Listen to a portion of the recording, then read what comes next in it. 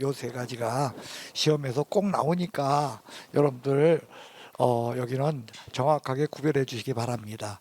자, 제일 먼저요, 여러분들한테 묻습니다. 임대료 규제 정책은 직접 규제다, 간접 규제 정책이다 라고 묻겠다고 했어. 아까 묻겠다고 했어. 기억나요? 예. 이거는요, 여러분들 직접 규제 정책입니다. 이거 잊지 마시기 바랍니다. 자, 그러면요, 임대료 규제 정책은요, 어떤 거냐 이겁니다. 시장에서 수요와 공급이 만난 곳에서 균형 가격이 형성돼요. 그런데 이 가격이 시장에서 효율적으로 이 가격이 맞는 가격이지만 없는 사람, 임대료, 여러분들 임대료 내고서 사는 사람이니까 이게 사회적으로 볼 적에는 약자라는 거예요. 그러니까 이런 거예요. 임대료 규제 정책은 이 가격 이상은 받지 말라는 거예요. 그러니까 이 임대료 규제 정책의 특징은요, 여러분들 뭐냐면 균형 가격보다 위에서 아래로 균형 가격 이하로 적용한다라는 것이 특징이에요. 위로 하면 틀려요. 무조건 균형 가격 어떻게? 아래로. 그 다음에 두 번째 문제는요, 여러분들 이런 문제라는 거예요. 요거는 뭐냐면 수요 곡선이죠. 이건 뭐요? 공급 곡선이죠. 그렇기 때문에 임대료 규제 정책에 의할 적에는 뭐가 형성된다? 초과 수요가 발생하게 된다라는 거예요. 여러분들 초과 수요가 있다라는 것은 저거는 무슨 뜻이냐면 집을 구하는데 집을 얻지 못하는 사람이 존재한다 그 뜻이야. 그러니까 초과 수요가 큰 게 좋은 거예요, 초과 수요가 적은 게 좋은 거예요. 초과 수요가 적으려면 이렇게 비탄력적일 때는 초과 수요가 얼만큼이야? 요만큼. 탄력적일 땐 초과 수요가 이만큼. 어느 때 초과 수요가 적어? 비탄력적일수록 초과 수요가 적죠. 그러니까 정책적 효과는 이 초과 수요가 큰 게 좋은 거야, 작은 게 좋은 거야? 그 얘기는 비탄력적일 때, 탄력적일 때.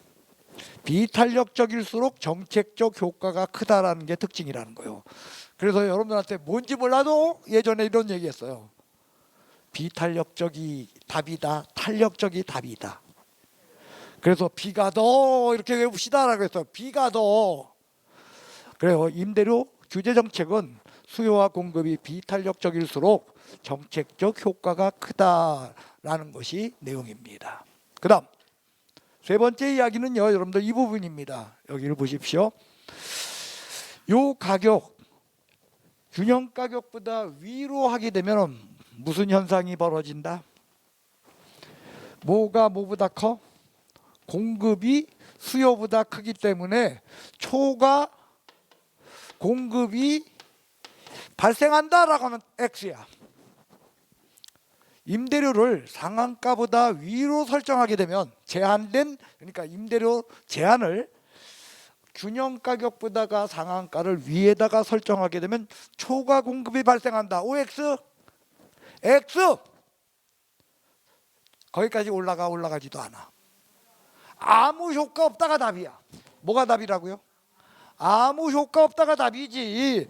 초과 공급이 발생한다는 무조건 틀려요. 초과 공급 없어. 정책적으로 효과 없다예요. 왜?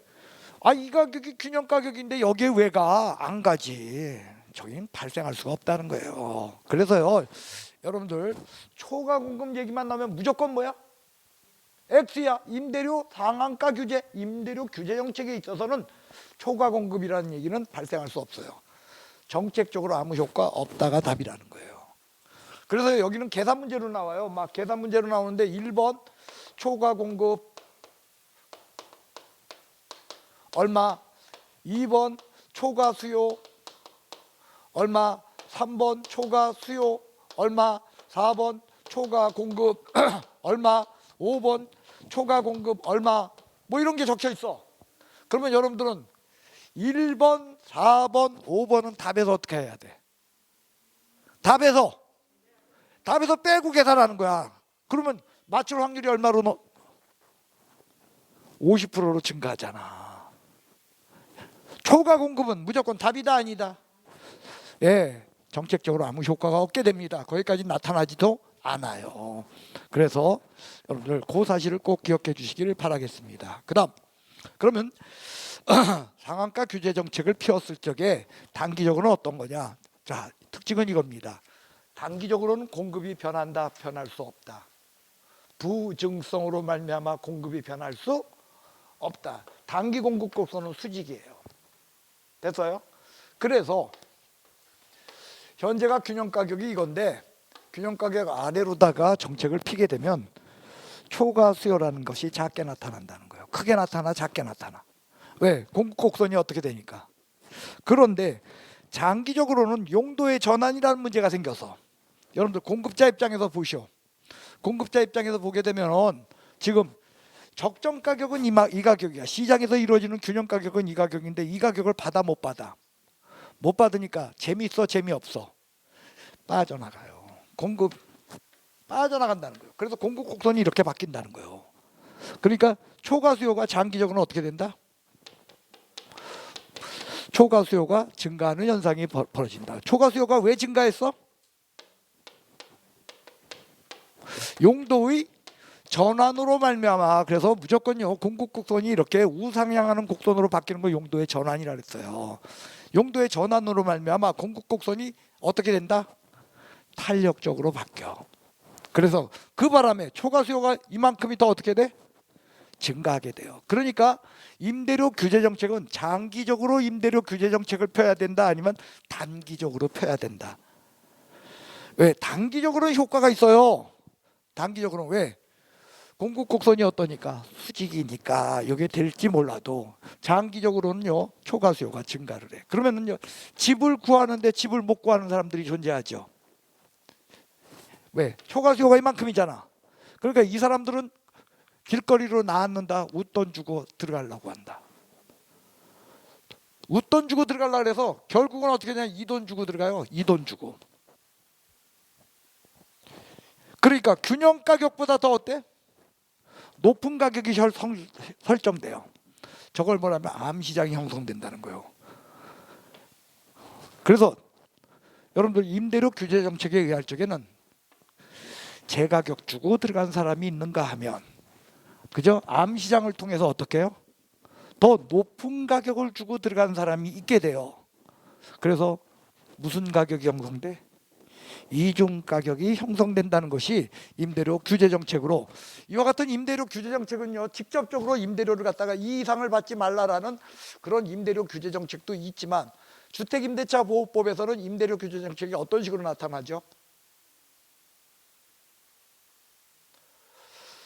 계약 체결일로부터 1년 이내에는 5% 이상을 증액할 수 5% 이상을 증액할 수 없다라는 그 얘기는 여러분들 일종의 뭐예요? 임대료 상한가 규제예요. 상한가 규제 정책이에요. 그러니까 5% 이상을 증액할 수 없기 때문에 여러분들 어떤 식으로다가 이걸 사람들이 바꿔요? 월세로 전환하잖아요. 그러니까 월세로 전환해가지고 그걸 막기 위해서 또 어떤 게 있어요? 그죠? 이런 거 있잖아요. 기준금리 기준을 해서, 그죠? 두 가지를 논하잖아요. 얼마? 3.5%를 합산하나요? 그 넘는 거, 그걸 연이율, 그죠? 그걸 초과할 수 없다 하고 또 다시 규제가 들어가야 돼요. 그러면 그 정도만 규제할까요? 아니면 하면 될까요? 계약서에 그거 안 쓰려고 할까요? 월세 상승분에 대해서 계약서에 적지를 않으려고 하게 돼요. 계약서에 안 적는다, 그게 뭘까요? 암시장이 형성됐다는 거죠. 그러니까 한마디로 말해서 이 규제 정책이라는 건, 이런 건 함부로 쓰게 되면은요 이러한 초과 수요 문제 때문에요 자연스럽게 범법 행위자들을 늘리는 이런 정책이 될 수밖에 없다는 거예요. 그래서 장기적으로는요 여러분들 이런 문제가 있다. 그다음 이 부분입니다. 용도의 전환에 의해서 빠져나갈 수 있는 주택, 이런 주택은 용도를 쉽게 전환할 수 있으니까 한마디로 말해서 이건 질적으로 우수한 거요, 질적으로 나쁜 거요. 질적으로 우수한 놈들이니까 용도를 전환해서 빠져나가지. 그러니까 남는 놈들은 어떤 집들만 남는다는 거요? 예? 질적 떨어지는 집들만 남아. 그러니까 임대료 상한가 규제 정책을 하게 되면 질적 수준이 어떻게 된다? 질적 수준이 저하된다. 그 다음 이겁니다. 여러분들 지금요 이 가격에 지금 임차인이 존재하고 있어요. 그럼 이 임차인은 집 내놓고 계약 기간이 끝났어. 집 내놓고 이사 가려고 할까요? 아니면 그냥 끝까지 버티려고 할까요? 끝까지 버티려고 해요. 왜요? 집을 내놓는 순간에 초과 수요가 어떻게 돼?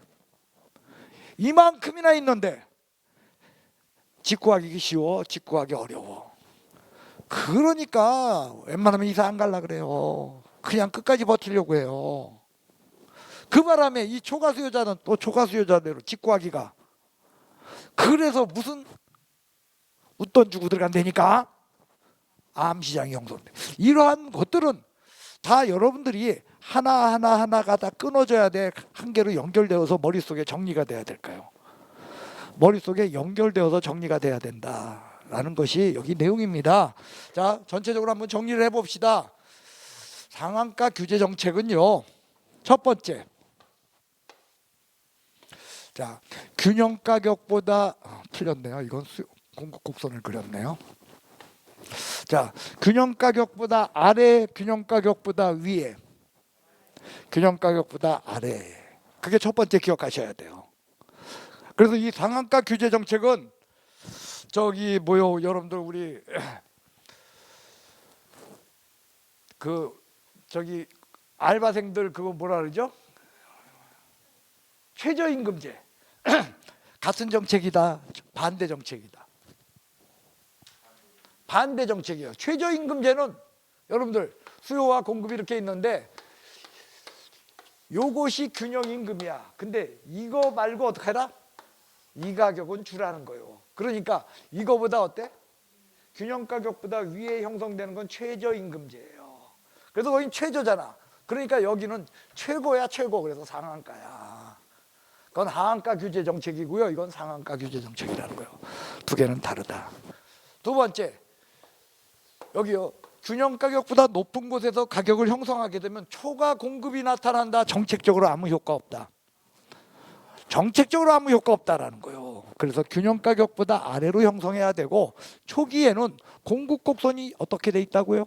수직이야. 그래서 단기적으로는 이 정책을 펴도 수요의 탄력성에만 의존하기 때문에요, 미미하게 나타나고, 이때 수요가 비탄력, 어차피 주택은 비탄력적 아니요? 예, 비탄력적이기 때문에 이 초과 수요는 미미하게 나타난다는 거예요. 근데 장기적으로 하게 되면 공급 곡선이 어떻게 돼요? 우상향하는 곡선으로 바뀌다 보니까 초과 수요가 어떻게 된다? 증가하게 돼서 그 바람에 무슨 가격, 뭐가 형성돼? 암시장이 형성되게 되고, 여러분 용도의 전환으로 빠져나간 주택은 우수한 주택이었다는 거예요. 그러니까 질적으로 어떻게 된다? 질적 저하를 낳게 되고, 그 다음에 초과 수요가 많기 때문에 기존의 임차인들은 이사 가려고 한다. 이사 가려고 집 내놓는 순간에 자기는 집 못 구하게 된다. 그러니까 거주 이전의 자유가 어떻게 된다? 제한을 받는다 라는 것이 순차적으로 여러분들 머릿속에서 정리될 수 있으면, 틀린다, 맞춘다. 여기가 무슨 정책? 임대료 규제 정책에 대한 내용이 되겠습니다. 자, 얘는 다시 한번 직접 개입 수단입니까? 간접 개입 수단입니까? 직접 개입 수단이다. 고맙습니다. 그 다음에 두 번째, 임대료 보조 정책입니다. 이거는요, 여러분들 임차인한테 보조금을 주는 거예요. 뭘 준다? 자, 일단요, 임대료 보조 정책은요, 기본이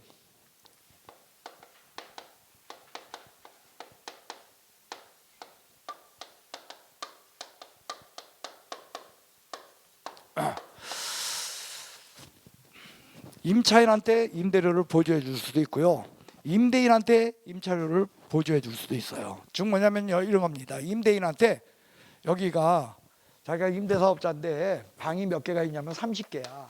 그러면 개당 20만 원씩 보조를 해줘. 얼마씩? 개당 20만 원씩 보조를 해주면 30개니까 월 얼마가 돼요? 600만 원의 보조금을 누구한테 준다?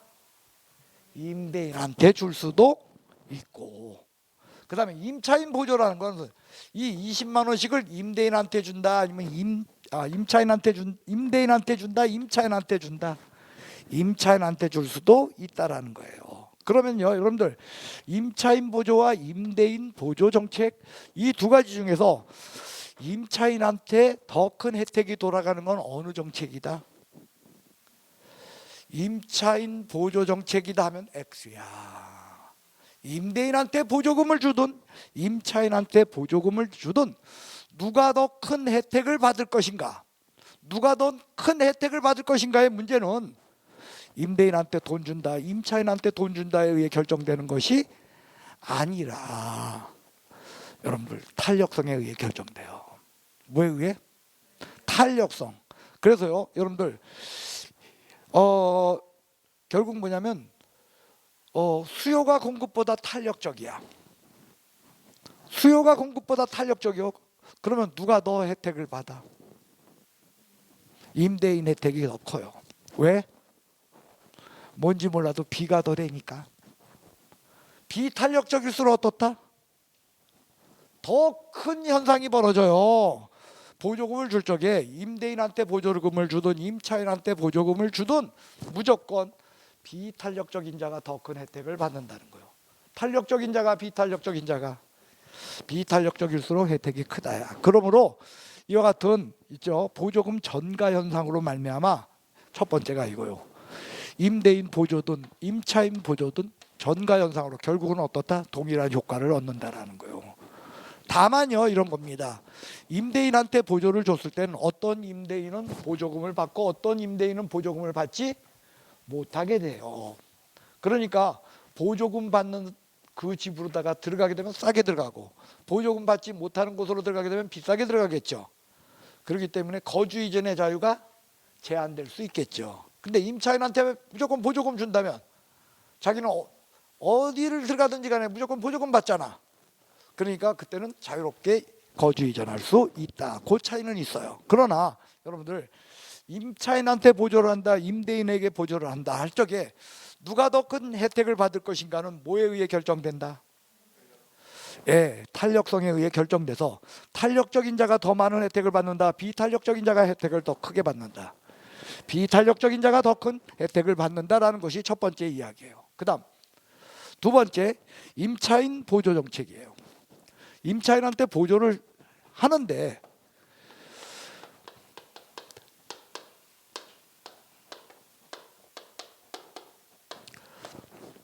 가격 보조 정책이 있고 소득 보조 정책이 있다는 거예요.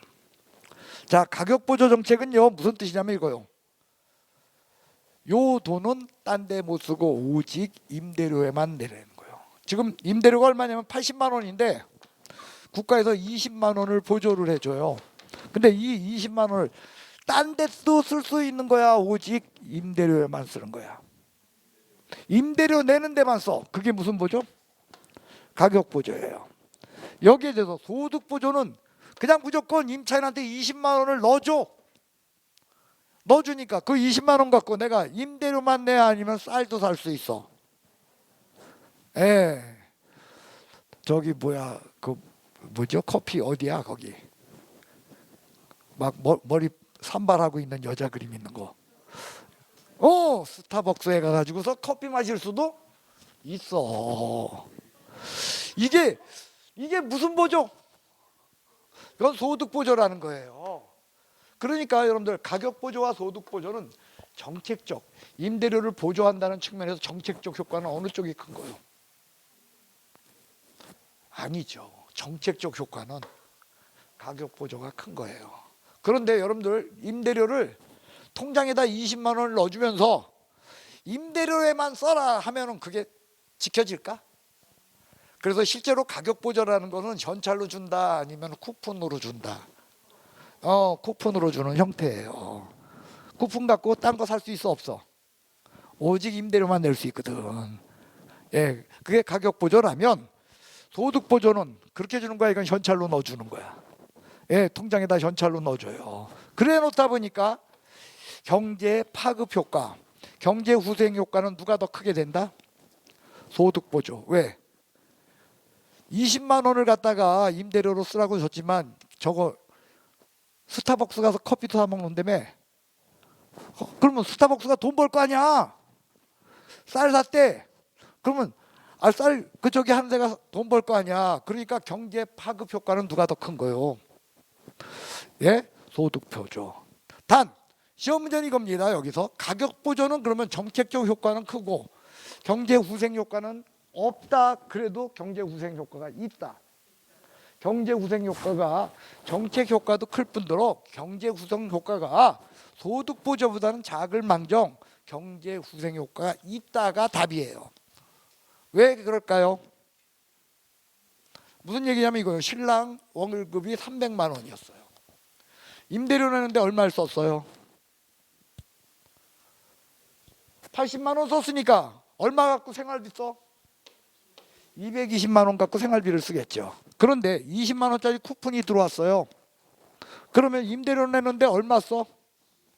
60만 원만 쓰면 돼. 그럼 얼마 갖고 생활비 써? 예, 240만 원 갖고 생활비를 쓸 수 있으니까 결국 소득 보조가 아닌 쿠폰에 의한 가격 보조라 할지라도 수입이 증가했잖아. 그러니까 경제 파급 효과가 존재한다라는 거예요. 얘는 경제 파급 효과 없다면 틀려. 얘도 경제 파급 효과가 있다입니다. 됐어요? 그 다음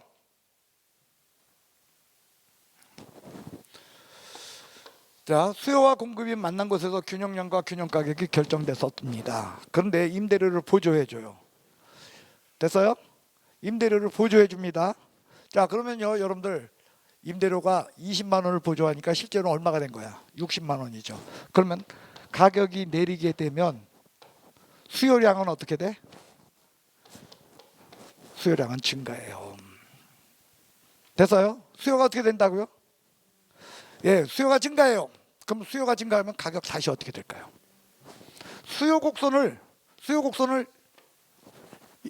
수요량이 증가했죠 지금.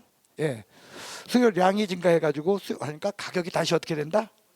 가격이 오르게 된다는 거예요. 다시요. 이걸 우리는 가격의 이중성이라 그래요. 그래서 수요량이 증가되니까 가격이 다시 올라. 가격이 오르면 결국 누가 혜택을 본다는 거예요? 그래서 단기적으로는 가격 상승에 의해서 임대인 혜택이 나타난다라는 것이 단기적 효과예요. 단기적으로는 누가 혜택을 본다? 임대인 혜택이에요. 수요가 증가함으로써 임대인 혜택을 본다. 됐어요? 여기까지 됐습니까? 근데 장기적으로는 여러분들 임대인 혜택을 보니까 이거 초과이윤을 남긴다는 거야. 돈이 생긴다는 거야. 그러니까 임대인들이 점차 임대주택 양을 어떻게 할까요? 그래서 공급이 증가하게 돼요. 공급이 증가하게 되면 가격이 어떻게 돼요? 다시 가격이 내리니까 장기적으로는 누가 혜택을 보게 된다? 임차인이 혜택을 누리게 된다라는 것이 여러분들 그게 임대료 보조 정책에 대한 내용으로 여러분들 여기 보십시오. 임대료 보조 정책은요 이처럼요 단기적으로는 임대인, 장기적으로는 임차인, 그리고 국가 전체로 볼 적엔 수요와 공급이 다 어떻게 될까요? 수요와 공급이 다 증가를 해요. 수요는 수요대로 여기 보십시오. 아까 가격에서 수요가 증가해요. 그 다음에 공급은 공급대로 증가를 해요. 단기적으로는 수요가 증가하고 장기적으로는 공급이 증가해요. 그러니까 국가 경제 전체 전반에 걸친 것이 더 커졌다는 거예요. 양이 증가해요. 그래서 그러니까 국가 입장에서도 여러분들 규모가 임대주택 규모가 커지니까 좋고, 그다음 임대인은 임대인대로, 임차인대로 혜택을 받기 때문에 좋고 해서 뭐니 해도 제일 좋은 정책은 뭐다?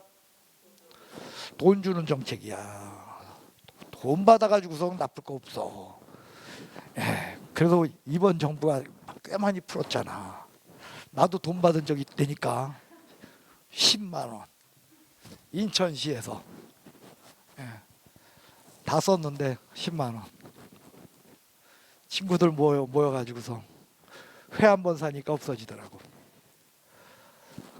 뭔 얘기하다가 임대료 보조 정책은 전원 정책이 되겠습니다. 그 다음에요 공공임대주택 정책입니다. 자, 이 공공임대주택 정책은요 이런 겁니다. 자, 지금요 사적 시장에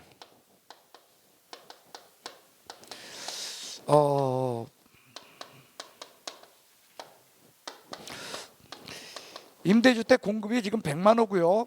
그 임대주택의 수요가 지금 100만 호가 있어가지고 균형이 이루어지고 있어요. 뭐가 이루어지고 있어요? 균형. 여기에 공공 임대주택이 20만 호가 공급이 이루어졌어요. 몇만 호가 이루어졌어요? 그러니까 이쪽으로 수요자 100만 호 중에서 20만 호가 어떻게 된다? 이쪽으로 이동을 해요. 그 바람에 수요가 어떻게 돼요? 80만 호로 감소를 해요. 즉 단기적으로는요 여러분들 어떻게 되면 수요와 공급이 만나가지고 여기 균형 가격이 형성되는데 수요가 단기적으로는 어떻게 된다? 감소를 해요. 이거 수요 곡선 아니요. 얘가 감소를 하게 되기 때문에 가격이 어떻게 돼요? 가격이 하락해요.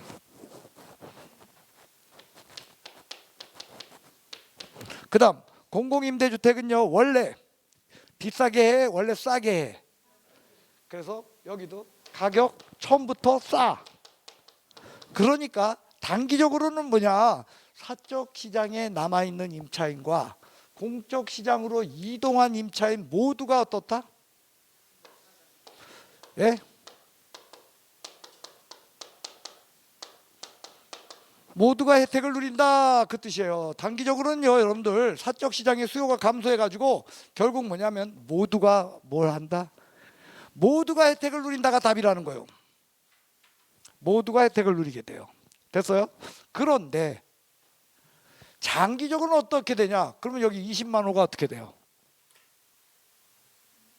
20만 호가 남잖아. 여기 20만 호를 가니까 여기 80만 호니까 20만 호가 어떻게 돼? 남으니까 장기적으로는요 얘가 공급을 감소시켜요. 그러니까 한마디로 얼만큼이 빠져나가?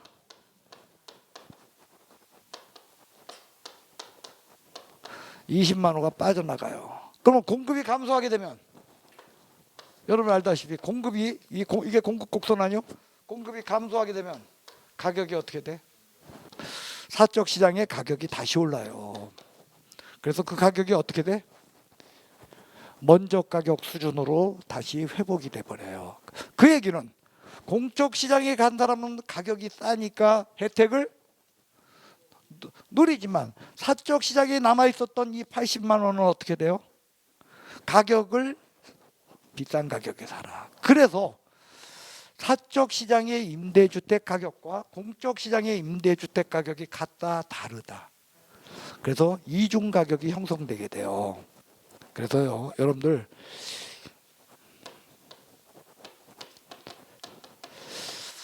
자 우리가 상한가 규제 정책 일종인 이중 가격이 그죠? 정상 가격하고 그러니까 규제 가격하고요. 그다음에 암시장 가격이라는 이중 가격이 형성된다면 공공임대주택에서는요.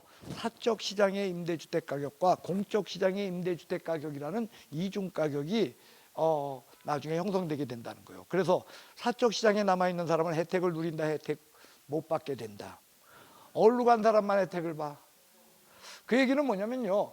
여러분들 이런 거예요. 여긴 지금요. 여기 남아 있는 사람은 임대료가 80만 원인데 예, 요게 가격이 싸진 여기 요건 60만 원이다라고 해 봅시다. 임대료가. 그런데 단기적으로는 얘가 60만 원까지 내렸다가 다시 어떻게 된다? 80만 원을 도로 회복하죠. 장기에는 80만 원이 도로 된다는 거예요. 근데 여기에는 60만 원이죠. 그 얘기는 얘는 마치 공공임대주택으로 간 사람은 마치 얼마에 20만 원에 뭘 받는 것과 같은 이야기가 돼? 보조금을 받는 것과 같은 그런 효과가 나타나게 된다는 거예요. 그러면 이거는요 차별이죠. 사적 시장에 있는 사람은 보조금 받아 못 받아. 공적 시장에 있는 사람은 보조금을 받는 그런 형태가 된다는 거예요. 그래서 여러분들 지금 우리나라 추세라면 LH나 뭐 이런 데서 짓는 공공임대주택하고 그다음에 일반 사적 임대주택 가구의 문제가 결국에 가서는 어떻게 돼야 된다는 거예요. 임대주택은 전부 공공임대주택으로 바뀔 수밖에 없어요. 지금은. 그러니까 여러분들 앞으로 임대사업자 꿈이잖아. 그죠? 여러분들 로망 임대사업자 아니야? 그러면요 주택임대사업 해야 돼? 아니면 상가임대사업 해야 돼? 상가임대사업 할 수밖에 없게 된다 그 뜻이에요. 근데 이놈의 상가임대사업은 위험하지 않아? 왜요? 불황기 때는 어떻게 돼요? 다 공실이야. 불황기 땐. 주택은 공실 아니야. 불황기 때는 여러분들 사람들이 다 집에서 앉아. 그래도 불황기도 집에서 자. 그래도 얼마나 불황이라 할지라도 여러분들 주택은요 무조건 수요를 해요. 하지만 이 상가 같은 경우 불황기 때는 공실 잔뜩 있잖아요. 이게 하여간에 여러분들 우리가 밑도 끝도 없이 집만 지어대면서 상황에 대해서 전혀 판단 안 해. 너무 단기적 대책이야. 이런 게 전형적인 정부 실패예요. 지금 LH에서 공사하는 그 건물들 있죠? 수없이 많은 거. 그런 건물들은요. 지금 당장은 좋을지 몰라도요.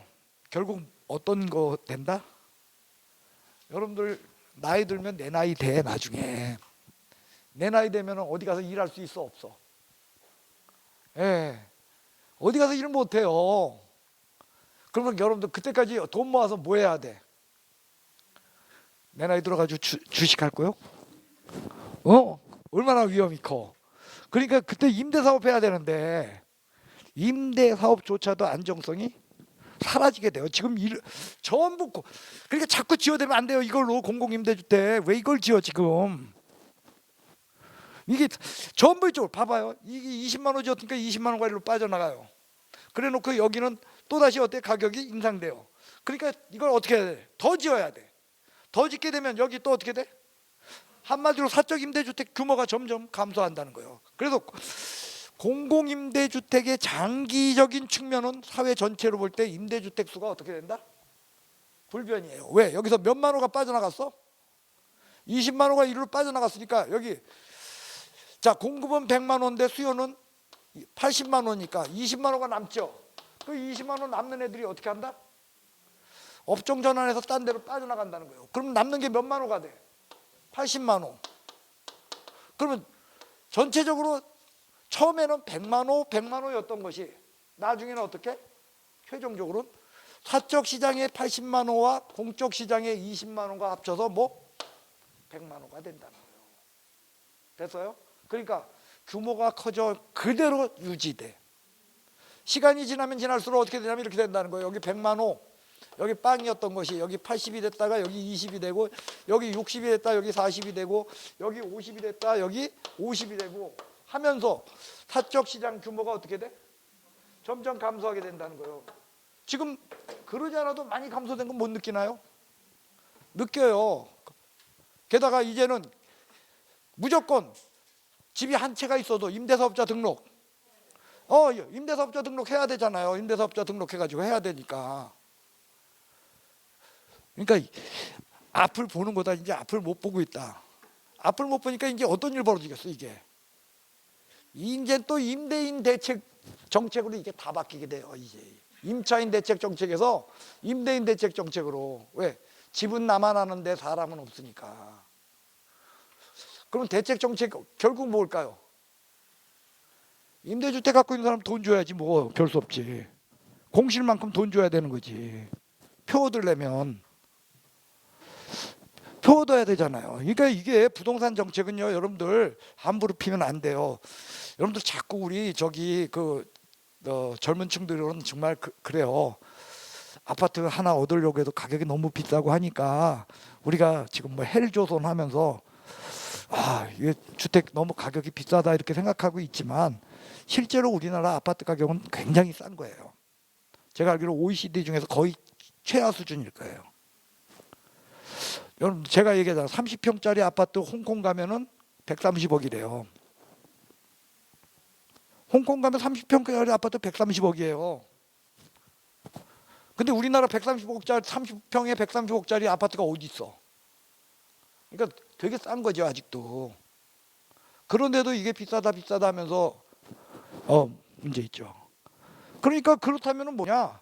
그렇다면은 임대주택 정책에 의해서요, 여러분들 임대주택을 늘리는 거죠. 그런데 공공임대주택으로 늘려야 돼? 아니면 돈 가진 사람들이 집 얻어가지고 저기서 직구해서 임대주택 만들어야 돼? 그렇게 하면서 이제 해결되고 그러면 가격 제자리하고 인구가 주는데 어떡할 거야? 하면서 조절이 돼야 되는데 이걸 국가가 이런 정책으로다가 단기적으로 앞날을 못 보고 정책을 펴서 사회적으로 문제가 되고 여러분들은 이게 시험 문제야. 시험 문제입니다. 정리합시다. 자, 임대주택 정책은 몇 가지가 있다? 임대료 규제 정책이 있다는 거예요. 두 번째로는 보조금 정책이 있어요. 세 번째로는 그래서 우리나라의 공공임대주택에는 아까 뭐 이런 거 했었어요. 영구, 국민, 그죠? 장기전세, 행복 이런 것들을 했고요. 그 다음 얘네들의 논리적 틀을 기억하세요. 이 세 가지. 일단 단기적으로 임대료 규제 정책에 의할 적에는 여러분들 단기적으로는요. 어떤 일이 벌어진다? 수요가 증가하는 현상이다. 보조금 정책은 어떻다? 수요가 증가한다.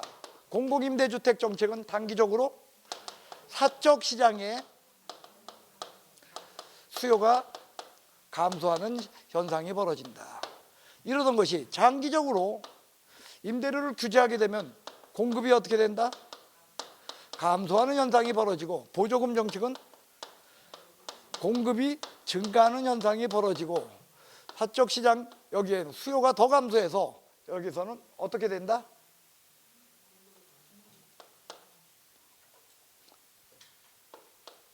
그렇죠. 공급이 감소해서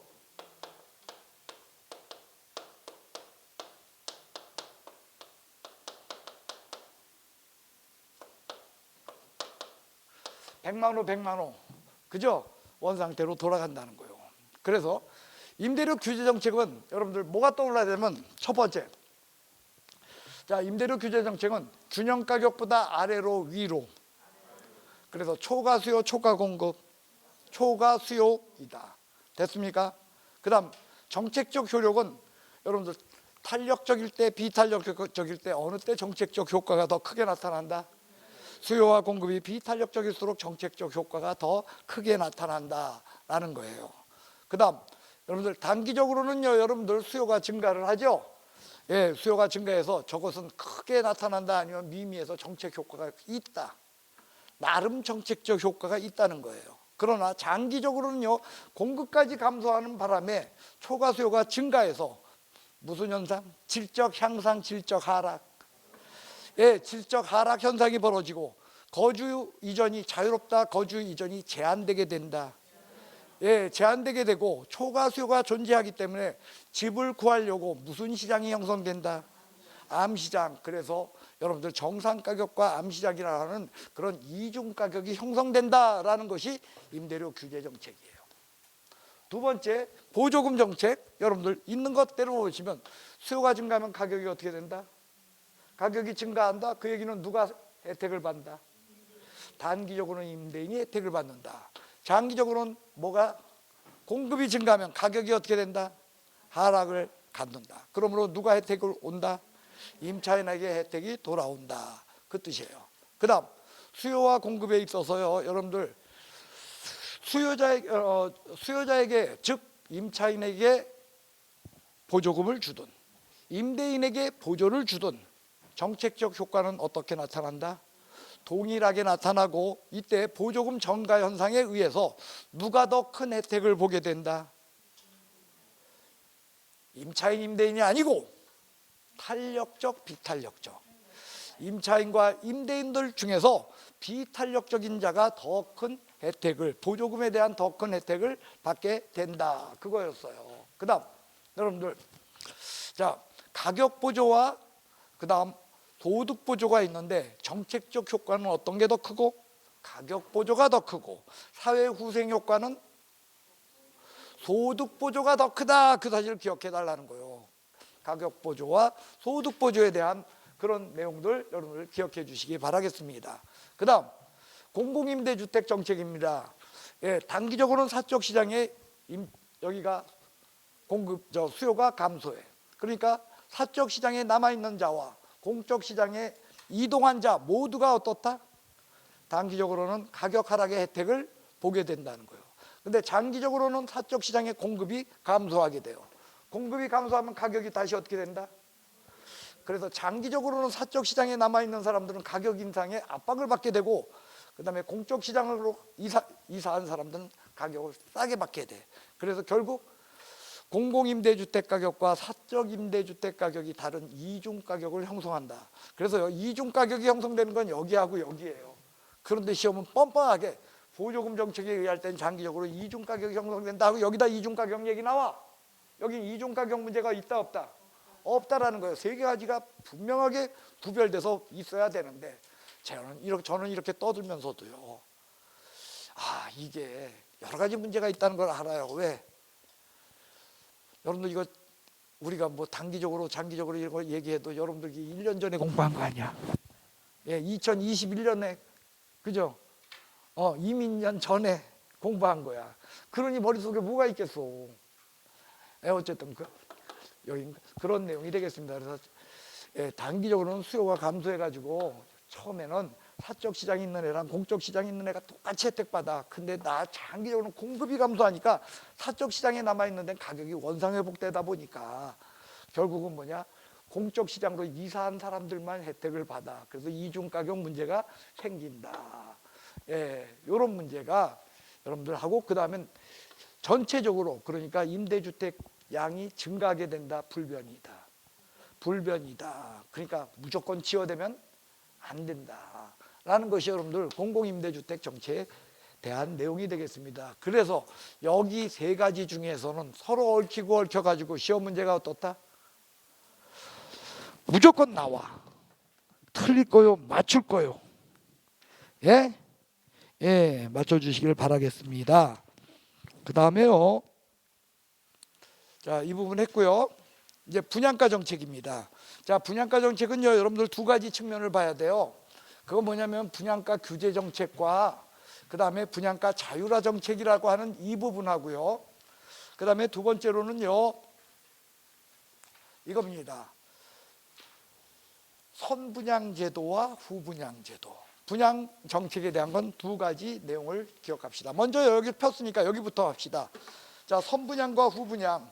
여러분, 선분양은 어떤 뜻이냐면요, 짓고 나서 분양하는 거야, 짓기 전에 분양하는 거야? 짓기 전에 분양하는 거예요. 그 얘기는 공급자 입장에서는 분양부터 하니까 분양 가격, 그러니까 한마디로 집을 짓기도 전에 뭐가 들어와? 돈이 들어와. 그러니까 그 돈으로 어떻게 하면 돼? 그 돈으로 집 짓면 돼. 됐어요? 그래가지고 돈 떨어질 때쯤 되면 또 뭐 받으면 돼? 중도금. 그 돈 또 떨어질 때 되면 2차 중도금 해가지고 지으면 돼. 그래서 선분양 제도는 한마디로요, 여러분들 공급자 입장에서는 남의 돈 갖고 지으니까, 그죠?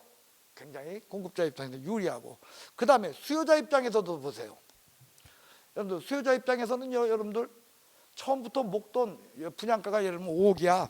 그럼 5억 한꺼번에 다 내? 아니면 3년에 걸쳐, 예를 들면 분양이 이게 3년 걸려. 그럼 3년에 걸쳐서 나누어 내면 돼. 그러니까 목돈에 대한 압박이 어때요? 압박에서 벗어나게 되죠. 이런 것이 여러분들 그래요, 분양가 여기 선분양 제도의 특징입니다 라는 거예요. 그 다음 여러분들 집을 다 지을 때쯤 돼. 어떻게 돼? 집을 다 지을 때쯤 되면은 이제는 그러니까 집이 다 지어지면 집 짓는 동안에 가격이 어떻게 돼? 가격이 올라준다는 거야. 됐어요? 그러니까 결국 실가격보다 분양가 가격이 어때? 낮다라는 그런 것들, 이게 여러분들 좋다는 거죠. 이런 측면이 선분양 제도예요. 단 이거요, 돈 미리 받았으니 잘 지어야 돼? 아니면 대충 지어도 돼? 그러니까 주택의 질적 수준이 어떻다? 우려돼.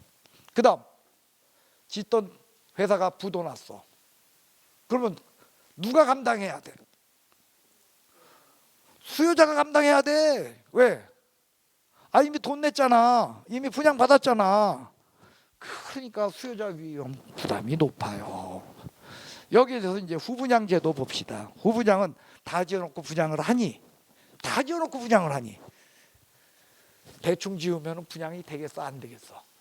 그러니까 잘 지어야 돼. 됐어요? 그 다음에 수요자가 뭐 계약금, 중도금 이런 거 낸 거 있어, 나중에 내는 거야. 그러니까 부도나도, 공급자가 부도나도 상관? 그래요.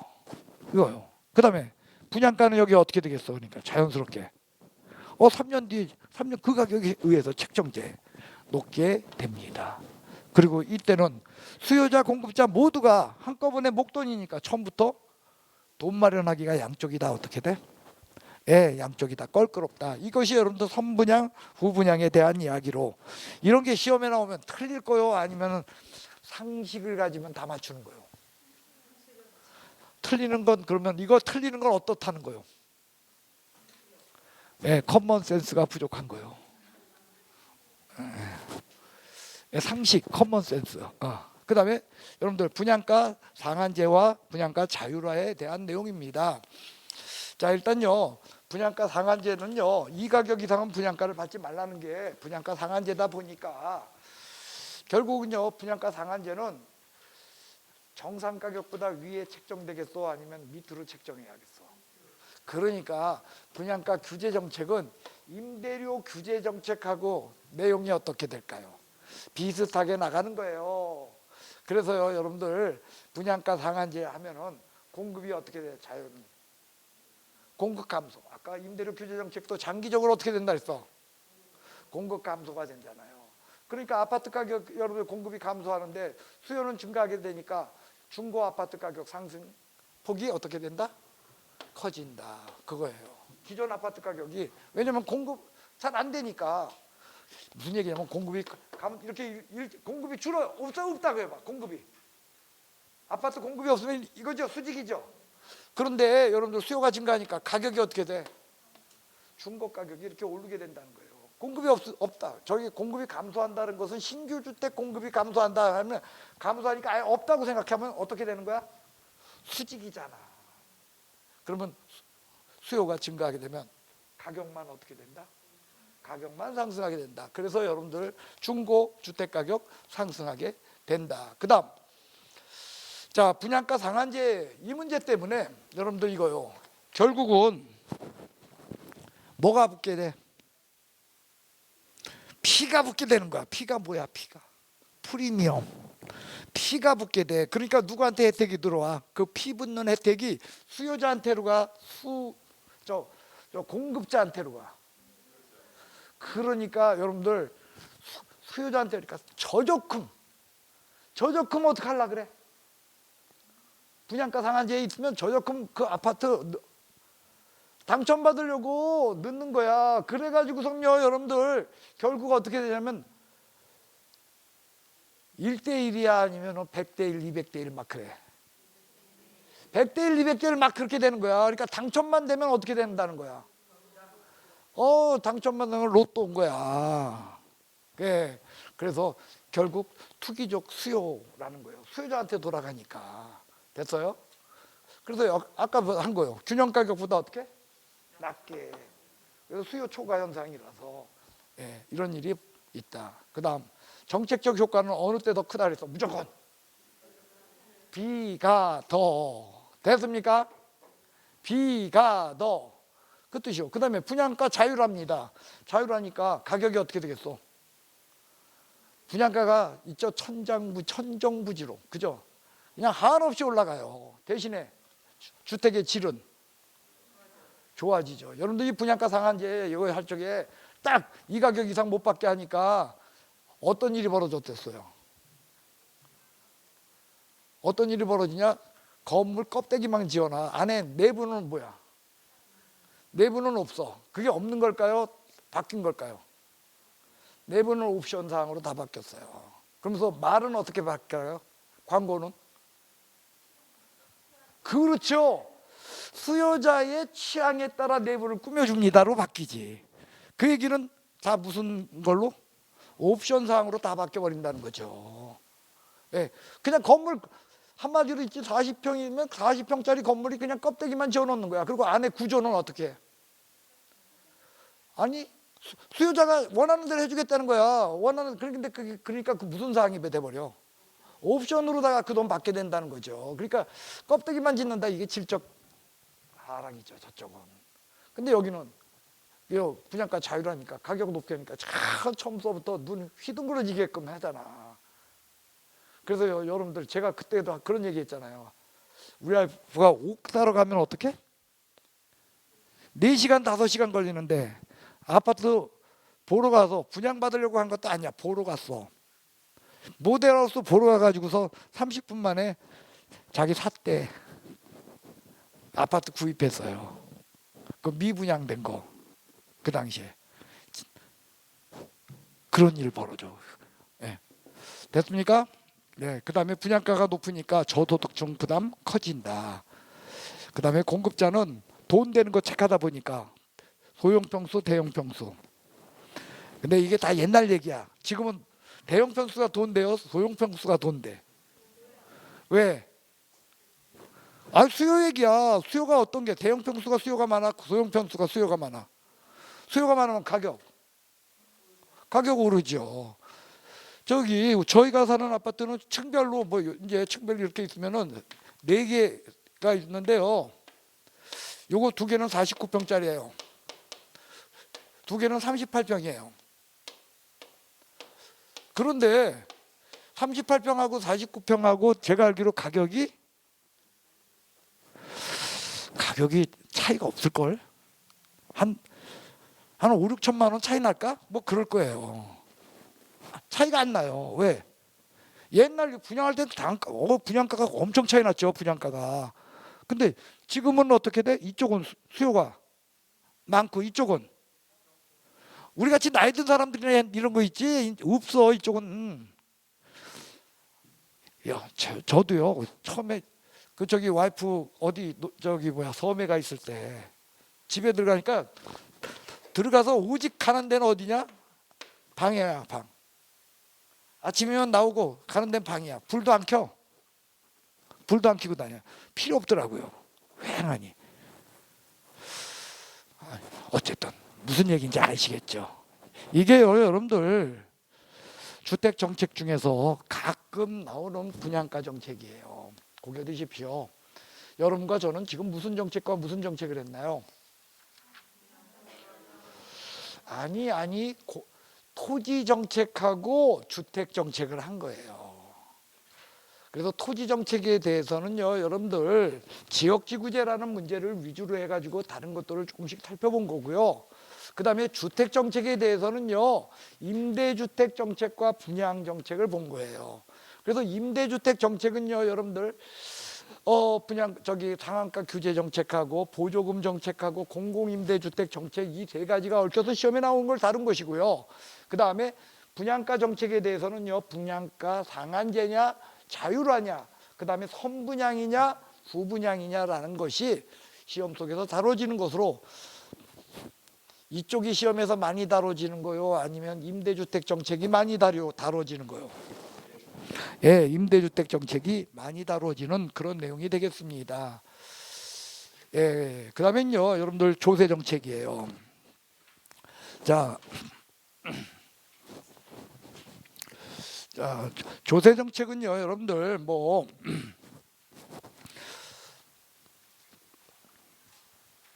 일단요, 제일 먼저 부동산 조세의 기능에서 부동산 자원의 배분이라기보다는요, 여러분들 자원의 재분배 효과야. 자, 다시 분배. 시장에서 배분이 된 것을 세금을 통해서 어떻게 한다? 재분배를 해요. 예, 그 다음에 소득을 재분배한다. 자원의 재분배, 소득의 재분배야. 그 다음에요, 여러분들 집가를 안정시키는 이유는요, 수요를 감소시키는 거예요. 수요가 감소하면 가격 어떻게 돼? 가격 하락이잖아. 수요를 세금을 두들기는 거야. 그래가지고서 여러분들 여기에 수요를 감소시킨다는 게 어떤 뜻이냐면은요, 실수요자만 혜택을 보고 가수요자는 어떻게 한다? 줄인다는 거예요. 가수요는 유효수요다, 유효수요 아니다. 아니다면 틀려? 유효수요는요, 구매력이 뒷받침된 수요예요. 가수요라고 하는 것은요, 여러분들 투기 목적의 수요예요. 실수요는 이런 거예요. 내가 저 집에 들어가서 살려고 해. 그럼 이건 뭐예요? 실수요야. 그게 아니라 내가 저 집을 피 붙여서 팔려고 사놓는 거야. 그건 뭐야? 가수요예요. 그거는. 그러니까 가수요는 구매력이 있어 없어? 가수요도 그러니까 여러분들 유효수요예요. 그런데 여러분들 집가를 안정한 수요를 감소시킨다. 뭐가 빠져나간 거야? 집이 필요한 실수요자들은 어차피 사. 근데 대신에 뭐가 빠져나가? 가수요자들이 빠져나간다는 거죠. 그래서 여러분들 집가 안정 정책이다. 그래서 다양한 이런 주택 문제를 해결하고, 그 다음에 세금 들어오니까 정부 돈이 어떻게 돼? 정부 돈이 풍부해지죠. 예, 그런 뜻입니다. 그 다음에 응능의 원칙, 응익의 원칙 아까 이야기했어요. 이익 누린 사람이 내는 건 뭐요? 그게 여러분들 이익의 원칙이야. 이익을 누리는 사람. 이거 바뀌었어.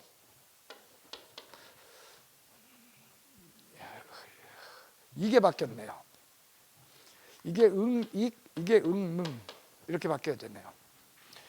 예, 응익의 원칙이 편익의 원칙이에요. 없어 교재에. 예, 교재에서는요, 여러분들 제가 이 부분을 빼버렸어요. 저 부분에 대해서 빼고요. 이것을 사실은 3, 4월 달에 이런 문제를 집어넣으려고 했었던 거야. 3, 4월 달에요. 저 부분을. 그러던 것을 그냥 이번에 왜냐면은 제가 화요일 날 수업하려고, 화요일이 아니라 수요일 날 수업하려고 미리 보낸 거예요, 이게. 예, 그런데 수요일 날 못 오게 돼가지고 그 뒤로 제가 이게 점검을 못했어요. 예, 그 다음에요, 여러분들. 자, 그러니까 이게 부동산 조세에 대한 건 응익의 원칙, 편익의 원칙으로 이익을 누린 자가 세금을 낸다. 그 뜻이고, 응능의 원칙은 능력 많은 사람이 세금을 낸다는 것으로, 결국 응능의 원칙이라고 하는 것은요, 여러분들 누진세의 원칙이다. 뭐의 원칙이다? 누진세. 예, 그래서 능력에 맞게끔. 자, 이렇게 해서요, 실제로요, 여러분들 부동산 조세에 대한 것으로 시험에 나오는 것은요, 여러분들 조세를 부과하게 됐을 때 그 효과에 대한 것이 시험 문제예요. 조세 부과의 효과. 자, 이겁니다. 처음에 조세가 부과되기 전에는 균형량과 균형가격이, 이게 내가 맞게 그렸는데 어떻게? 예, 다시 한번 볼까요? 예, 균형량과 균형가격이 여기서 형성된다는 거예요. P0에서 균형량과 균형가격이 형성돼서 이렇게 됐는데 조세가 부과됐어요. 그래서 요만큼의 세금이 부과되게 되면 요만큼의, 그러면은요, 여러분들 요건 뭐냐면요, 소비자 입장에서 이 가격에 사요. P1이라는 가격에 소비자가 사게 되고, 그 다음에 공급자는요, 자기는 이 가격에 팔았어도 요만큼은 뭘로 내야 돼? 세금으로 내기 때문에 결국 어떻다? 수입이 요만큼. 그러니까 요 가격은 누가 사는 거야? 수요자가. 요 가격은. 그런데 그걸 맨날 틀리는 게 나 이해가 안 가. 세금 먹이면 수요자는 정상 가격보다 비싸게 사, 싸게 사? 아니, 그냥 상식으로 생각해. 세금을 먹이게 되면 수요자는 여러분들이 살 적엔 정상 가격보다 어떻게 돼? 그러니까 균형 가격보다 비싸게 사. 왜? 여러분들 음식점에서 음식 하나 먹고서 카드 이거 보면은 거기에 뭐가 붙어 있어? 부가세. 그거 빼면 어떻게 돼? 더. 그죠? 그러니까 더 싸지죠. 그 얘기는 정상 가격보다 어떻게? 비싸게 산다는 거예요. 반면에 이 사람은 이 가격을 받았어도 요만큼을 뭘로 내야 돼? 세금으로 내니까 공급자는 정상 가격보다, 균형 가격보다 어떻게? 예, 적게 받게 된다는 거예요. 근데 그걸 거꾸로 시잖아. 수요자는 정상 가격보다 싸게, 공급자는 정상 가격이 아니라 자꾸 왜 정상 가격이 나와? 균형 가격. 균형 가격보다 비싸게라고 거꾸로 내. 그럼 맞춰야겠어? 틀려야겠어? 그냥 상식이야. 다시요. 여러분은 가서 음식 먹었어. 세금 없을 때보다 어떻게 먹어? 비싸게 먹어. 반면에 그 저기는 그 음식점 주인은 세금 없을 때보다 어떻게 싸게 받게 된다라는 거예요. 됐어요? 이럴 적에 국가가 빼가는 돈이 그만큼이에요. 이거 그러니까 요만큼은 누가 손해 본 거야? 요건 공급자가, 요거는 수요자가 손해를 본다는 거예요. 됐어요? 그래서 조세 부과전의 균형은요, 요건 여러분들 요점이 균형점이야. 됐어요? 누구 입장에서? 그 다음에 생산자 입장에선 어느 점이 균형점? C점이 균형점이라는 거예요. 됐어요? 그 다음에 조세 부과 후의 가격은 수요자 입장에서 어느 가격? 요 가격이야, 요 가격이야. P1이 수요자 입장에서의 가격이야. 공급자 입장에선 이거라는 거야, 이거요. 수요자 입장의 가격과. 됐어요? 그 다음 이거요. 여러분들이 지대 이론에서 봤지만 세금이 없을 적에는요, 이렇게 해가지고서 이 부분이 뭐였냐면은 이게 공급자 잉여였어요. 그리고 이 부분이 뭐였어요? 이게 소비자 잉여예요. 근데 세금이 부과되는 바람에 이 부분이 뭐가 돼요? 소비자 잉여가 되고, 세금이 부과돼 가지고 요 가격이니까 요 부분이 뭐요? 공급자 잉여예요. 됐어요? 그리고 이만큼은 누가 갖고 가요? 정부가 갖고 가요. 그런데 처음에 있었던 하얀 걸로 이루어진 이 부분, 그 다음에 요 부분은 여러분들 소비자 잉여, 공급자 잉여였지만 파란색 이 부분 삼각형 ABC라고 하는 이 삼각형은 누가 먹어가? 아무도 못 먹어가요. 아무도. 왜? 자, 처음에는요, 여러분들 이게 뭐였어? 공급자 잉여였죠. 근데 공급자 잉여가 어떻게? 요걸로 줄었죠. 그리고 소비자 잉여 처음에는 이만큼이었던 것이 요걸로 줄었죠. 그리고 국가는 요만큼을 뺏어갔죠. 그럼 요 삼각형 ABC의 부분은 누가 갖고 가? 아무도 못 갖고 가요. 저게 사회적 구생 손실이에요. 세금을 먹이게 되면 뭐가 발생하게 된다? 사회적 구생 손실이 발생하게 된다는 거예요. 여기 있습니다. 삼각형 ABC가 사회적 구생 손실이다, 그 뜻이에요. 됐어요? 뭐가 생겨? 세금을 부과하게 되면 사회적 구생 손실이 생긴다라는 것이 특징이에요. 됐어요? 그 다음, 자, 여기서는요, 여러분들 뭘 보여주냐면, 자, 저쪽은요, 여러분들 공급의 탄력성이 탄력적이에요. 공급이 더 어때요? 공급이 더 완만하죠. 공급이 완만할 적에는요, 여러분들 여기 보시면은, 자, 요거 할 때 여러분들 그 높이를 보세요. 자, 여기를 놓고 세금이 먹여졌을 때, 자, 이렇게 볼 때 한마디로 수요자가 뺏기는 게 커, 공급자가 뺏기는 게 커. 수요자가 뺏기는 게 크다는 거예요. 그런데 이쪽을 보세요. 여기는 수요 곡선이 공급 곡선보다 완만하죠. 이럴 적에는요, 여러분들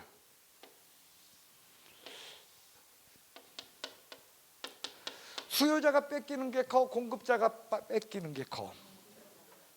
그 얘기는 여기는 누가 탄력적이야?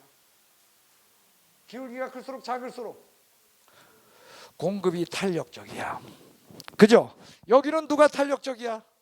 수요가 탄력적이야. 그랬더니 탄력적인 애가 세금 많이 내, 비탄력적인 애가 세금 많이 내. 여기는 누가 세금 많이 내? 누가 많이 내? 수요자가 세금 많이 내죠. 그래서 얘가 세금 많이 내.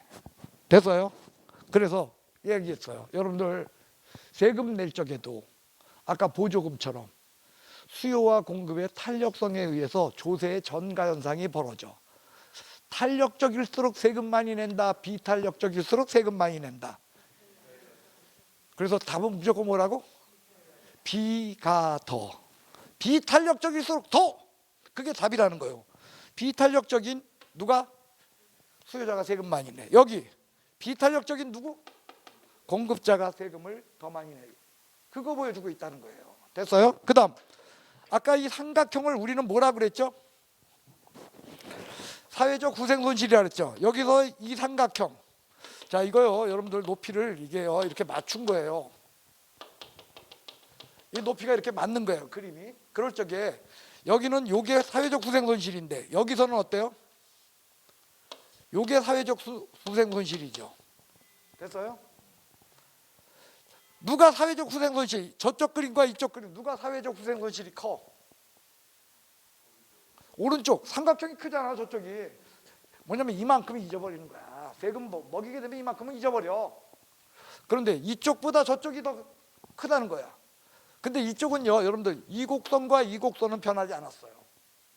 수요 곡선은 그대로 놓고 공급 곡선만 제가 어떻게 하냐면 여기 이쪽을 비탄력적으로 그렸어요. 그랬더니 비탄력적일수록 결국 뭐야? 사회적 후생손실은 동일한 세금을 먹인다 할지라도 비탄력적일수록 사회적 후생손실 어때? 적게 나타나요. 그러니까 그 얘기는 정책적 효과가 어느 쪽이 크다는 거예요. 조세의 효과는 수요와 공급이 어떨 쪽에? 비탄력적일 때야. 특히요 여러분들 공급 곡선이 완전 수직이야. 그러면은요 조세를 부과해도 후생손실, 삼각형 생겨 안 생겨? 조세를 부과해도 삼각형이 생긴다 안 생긴다? 삼각형이 안 생겨요. 그 얘기는 후생손실 생긴다 없다. 그래서 세상에서 가장 완벽한 세금은 토지에 대한 단일세라는 거예요. 왜? 후생손실 생겨 안 생겨? 토지는 어떠니까? 완전 비탄력이니까. 그게 누구 얘기다? 그게 헨리 조지 얘기예요. 그래서요 여러분들 이겁니다. 다시요. 부동산 조세 정책에 대한 내용으로서 자 수요가 탄력적일수록 부담은 작아지고 수요가 비탄력적일수록 조세 부담은 커진다. 누가 더 커? 다시요. 여러분들 이렇게 어렵게 생각하지 마. 자 보조금을 줘. 누가 더 많은 혜택을 받아? 그러니까 탄력적인 자 비탄력적인 자 비가 더야. 이번엔 보조금이 아니라 세금으로 빼다가 누가 더 많이 뺏겨? 비가 더. 줘도 뺏어도 비탄력적인 애가 더 많이. 그게 답이라는 거예요. 예. 피구를 해. 뭐를 해요? 두 놈을 안에다 넣고 밖에서요 여러분들 막 던져가지고 맞추는 거야. A는 빠른 놈, B는 느린 놈이야. 누가 더 많이 맞아? 느린 놈이 더 많이 맞았게 돼 있어. 비탄력적인 애가 더 많이 맞아. 그게 뭐냐? 조세를 부과했을 때 비탄력적인 애가 더 많이 맞는다는 거예요. 그런데 피구 경기가 다 끝난 다음에 이러는 거야. 맞은 개수만큼 돈 준대. 맞은 개수만큼 돈 주래. 그럼 누가 더 많이 벌어? 느렸던 놈이 더 많이 번다는 거예요. 세상은 공평해요. 네. 네. 됐습니까? 네. 그 다음 세 번째 얘기입니다.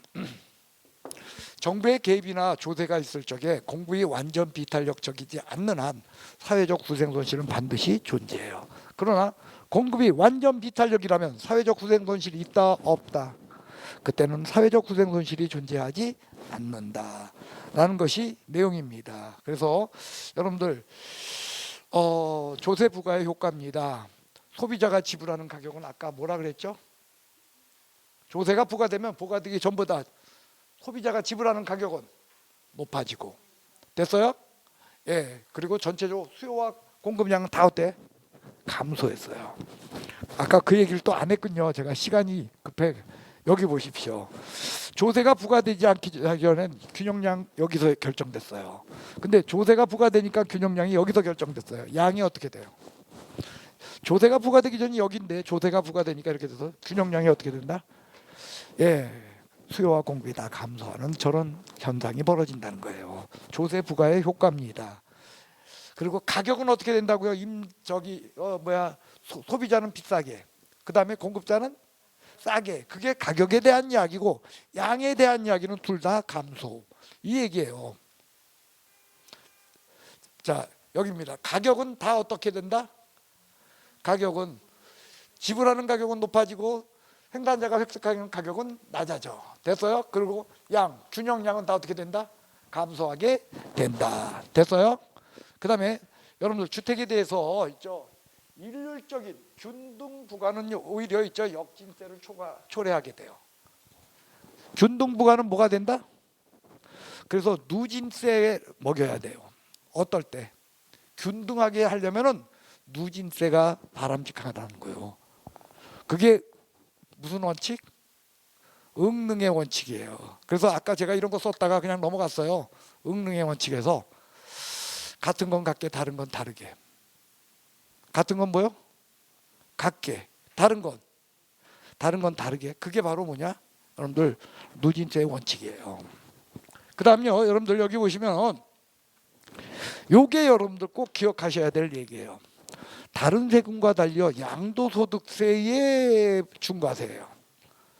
다른 세금 말고 양도소득세예요. 양도소득세는 누가 내는 거예요? 공급자가 양도소득세를 내죠. 그래서 양도소득세 부과는요, 여러분들 조세의 목적 중에 하나는요, 뭘 감소시키는 거예요? 수요를 감소시켜서 가격을 안정시키는 게 목적이었죠. 잊어버렸어? 예? 볼까요? 여러분들 여기서요, 여러분들 제가 여기요, 지가 안정을 나갈 때 여기다 뭐라고 아까 썼어? 수요를 감소시키면 가격이 어떻게 돼? 그게 목적이었던 거예요. 조세의 목적 중에는요, 여러분들 가격을 안정시키는 거야. 뭘 줄여서?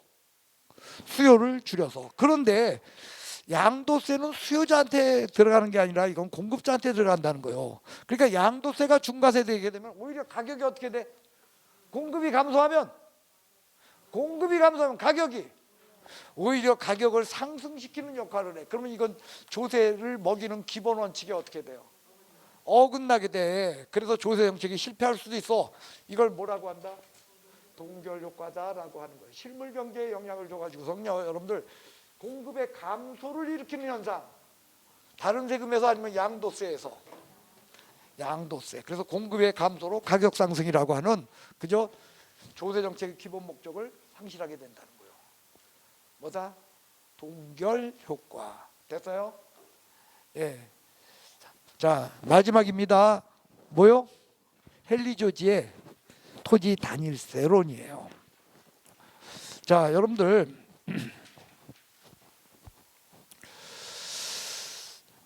자, 여러분들 이거는요, 여러분들 이겁니다. 어떤 사람이 토지를 갖고 있어요. 여기 보십시오. 토지를 갖고 있는데 이 토지는 가지고 있음으로써 소유함으로써 가격이 어떻게 돼요? 그 다음에 이 토지를 이용함으로써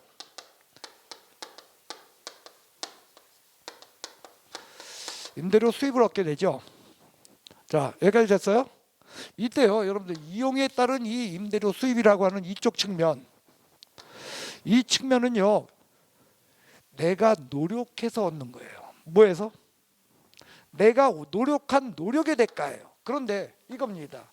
소유함으로써 가격 상승하는 건 내 노력의 대가야, 아니면 사회 전체의 노력 대가야? 자, 무슨 얘기냐면요, 내가 땅 갖고 있더니 땅 가격이 오른 것은 내가 잘나서 땅 가격이 오른 거요, 아니면은 이거는 우리 국가 경제 전반에 걸친 것이 다 커지고 규모가 나아지고 사회 전체가 애써가지고서 결국 우리 땅값까지 같이 올라주는 거예요. 그렇죠. 근데 이 부분은 달라요. 이용은요, 내가 놀릴 수도 있잖아.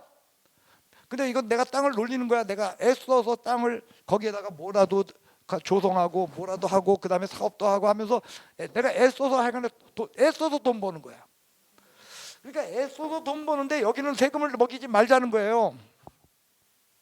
이런 세금들은 다 토지에서 세금 빼버리고 뭐만 소유의 대가로서 내 노력이야. 이건 국가 전반 다른 사람들의 노력에 의한 거야. 그러니까 여기에 대한 것만 있죠. 가격 상승에 대한 것만 무조건 세금으로 때리자는 거예요. 그래서 그게 토지 뭐야? 단일세론이에요. 그게 토지 단일세론. 됐어요? 그럼 이 토지 단일세만 먹여도, 이것만 먹여도 국가는 충분히 먹고 산다는 거야. 다른 세금 없어도. 근데 이게 왜 정책이 이거 왜 시행 안 될까요? 이 정책을 왜 시행 못 할까요? 아니, 그게 아니에요. 정책 위반자들이 다 뭐야? 다 토지 소유자예요. 이게 그래서 이게 안 돼요. 이 세금만 있으면은 여러분들 음식 먹을 때 부가가치세 필요 없다는 거야. 예. 그다음에 내가 사업해가지고 열심히 노력하는데 그런 세금도 다 필요 없다는 거야. 왜? 노력의 대가인데 그걸 왜 세금을 떼어가? 규모만 줄여줄지. 왜? 아까 보면은 사회적 구세, 세금을 먹이는 순간에 사회적 구세 손실 있었잖아요. 그런데 요거는 뭐냐면 그저 수요가 증가해서 가격이 오른 거야. 일단 사회적 구생 손실이 있어 없어? 그러니까 여러분들 이거예요. 내 노력 없이도 그냥 앉아서 가격이 올랐잖아. 이거 다 뭘로 갖고 가면 돼 이거? 세금으로 다 갖고 가자는 거야 이거. 올라간 것만큼 세금으로 다 갖고 가면 그러면 어떻게 돼? 이걸로도 충분히 살아 진짜로 국가가. 그런데 그렇지 못하고 있어요. 왜? 누구 돈이니까. 가진 정책 위반론자들 그 사람들 땅이라니까 이게. 그래서 이게 안 된다는 거지. 사회적 구생손실이 있다 없다? 없잖아요. 토지 이거잖아. 토지 가격이 오른 것은 내가 노력해서 가격이 오른 거야? 그냥 앉아서 올라주는 거야? 그건 세금 받지 말라는 거예요. 앉아서 오른 건 왜? 내가 이용한 거는 내가 열심히 일한 것은 이거 일의 대가니까 그건 말고 오로지 세금 한 토지에 대한 세금 하나 사회 전반의 노력에 의해서 올라간 것은 내 노력에 의해서 올라간 것이 아니기 때문에 그거는 국가가 뺏어가는 것이 당연하다는 거야. 왜? 남들이 했었는데 내가 취직하면 돼? 안 돼? 그게 바로 이 토지 가격이라는 거예요. 남들이 했었는데 이건 사용에 대한 내가 열심히 일하고 한 것에 대한 대가가 아니기 때문에 세금으로 다 뺏어가자. 이게 토지 단일세론입니다. 여기에는 이런 의미를 담고 있어요. 누구 노력의 대가? 내 노력 아니면 사회 전반의 노력. 지가가 상승하는 건 내 노력의 대가가 아니에요. 내가 열심히 한다고 땅값 올라가? 아니라는 거예요. 그러니까 이거는 사회 몫이라는 거예요. 사회가 갖고, 즉 국가가 갖고 와도 할 말 없다는 거죠. 자, 여기까지가 토지 단일세론에 대한 것으로 여러분들 이렇게 해서 끝났어요. 자, 고생하셨습니다. 예, 자, 오늘은요 제가 미리 얘기할게요. 4시 4시부터요 문제풀이 하도록 하겠습니다. 예. 자, 식사들 맛있게 하고요. 4시 한 5분까지 들어오세요. 예, 이따 뵙겠습니다. 안녕히들 가세요.